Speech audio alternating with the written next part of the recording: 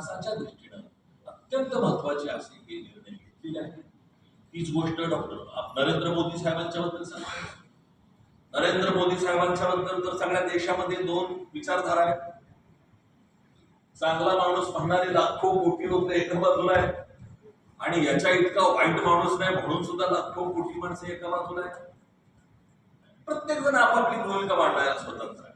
पण जेव्हा आम्ही आमच्या अस्मितेचा विचार करतो तेव्हा आम्हाला नरेंद्र मोदी योग्य पंतप्रधान वाटतात. डॉक्टर बाबासाहेब आंबेडकरांचं आंतरराष्ट्रीय दर्जाचं स्मारक व्हावं म्हणून इंदू मिलची मुंबईतली जागा 3200 कोटी रुपयाला त्यांनी घेतली आणि तिथं आता 400 कोटीचं स्मारक उभं राहत आहे. महुला जिथं बाबासाहेबांचा जन्म झाला मध्य प्रदेशमध्ये, तिथं उत्कृष्ट म्हणजे महाराष्ट्रात सांगता येणार नाही इतकं छान असं बाबासाहेबांचं स्मारक उभं आहे. दिल्लीमध्ये डॉक्टर बाबासाहेब आंबेडकरांच्या नावानं त्यांच्या विचारांचं स्मारक त्यांनी उभा केलेलं आहे. इंडिया गेटच्या शेजारी डाव्या बाजूला जर बघितलं दिल्लीत तर अप्रतिम अशी इमारत, जगातली एक उत्कृष्ट लायब्ररी मोदींच्या कल्पनेतून ते स्मारक दिलं झालेलं मी पाहिलंय हे सगळं. एवढंच नाही तर इंग्लंडमध्ये बाबासाहेब आंबेडकर जिथं शिकत होते आणि जिथं राहत होते ते घर मोदी सरकारने विकत घेतलं आणि तिथं त्यांनी बाबासाहेबांचं स्मारक. मुंबईला चैत्यभूमी म्हणतात, नागपूरला दीक्षाभूमी म्हणतात आणि मुंबईमध्ये जे मोदींनी बाबासाहेबांचं घर घेऊन जे स्मारक बनवलंय त्याला नाव दिलंय शिक्षाभूमी. मला असं वाटतं की अण्णाभाऊ साठे, लहुजी वस्ताद, बाबासाहेब आंबेडकर यांच्या अस्मितेच्या एक त्यांच्या नावानं जी प्रेरणास्थान बनवण्याची जी भूमी घेतलेली आम्हाला आमच्या देशात महत्वाचे वाटतात.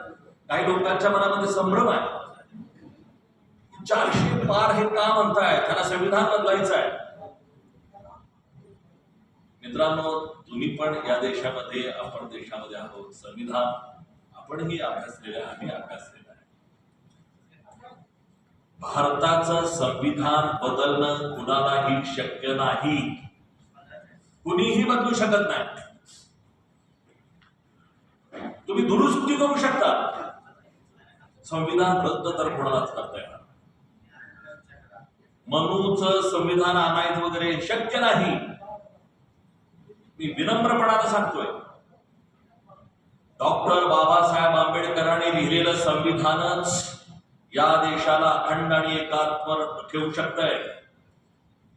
जर हे संविधान झालं तर भारत हा भारत राहणार नाही, भारताची शक्ल पडतील. पहिल्यांदा उत्तर भारत दक्षिण भारत 2 भारत होतील आणि ही रिस्क कुणीही घेणार नाही आणि संविधान बदलणं कुणालाही शक्य नाही. गरीब समाजाचे प्रतिनिधी, कुणीतरी आमचा मसिहा येईल, कुणीतरी आमचं कल्याण करेल, कुणीतरी आम्हाला मदत करेल, कुणीतरी आम्हाला हात देईल म्हणून आम्ही त्यांना साथ करण्याचा संकल्प करत असतो. परंतु साथ करेल म्हणून ज्याच्यापुढे आम्ही हात करतो तो जर आम्हाला नाथ देत असेल तर किती वेळा तेच बंद करायचं.